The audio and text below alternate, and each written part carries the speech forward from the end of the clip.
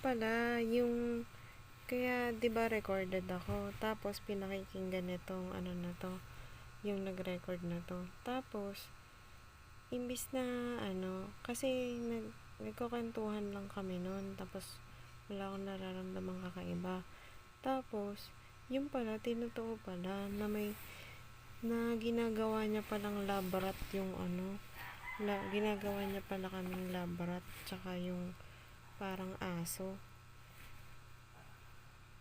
Yun yung hinala ko dati, na, hala, bakit parang may kakaiba sa ano, sa katawan ko, ganyan. Parang ano, parang ang ano, binabaog niya, 'di ba? Binabaog niya, tapos inisip ko, hala, may ano pala, may naaaninagan na ako na may nangre-rape daw, yung panakot nila, may nangre-rape daw, tapos bubuntisin ka daw. Yung ano, hindi ko alam yun, akala ko nagbibiro lang sila, na ganun, na may ganun niya, na nagkakwentuhan sila na gano'n, na may binuntis daw, sabi nung source. May binuntis sila dyan, yung ganyan. Itinulad ako sa mga ano, itinulad ako sa ano, kaladkaring babae na ano, ibig sabihin nag-trespassing ka dito tapos nanghalay ka, o kaya nung nandun pa ako. Kasi nanginginig ako eh. Nung nandun pa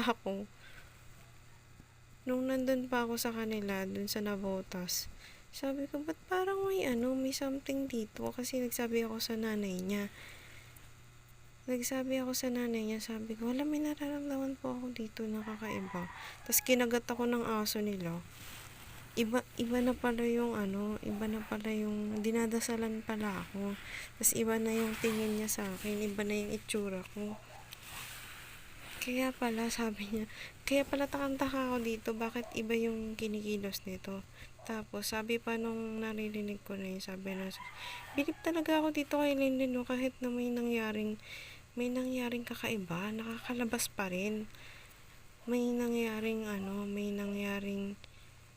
tapos pinasundan-sundan niya ako. Nakakapagtaka na, tinitingnan ko yung ano na yun, na pinaghihinalaan pala ako na may gumawa ng ano sa akin. Meron nga.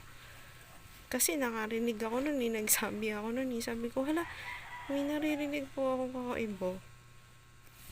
Tapos may mga pinapakita sa akin na ano sa utak ko na may ganito.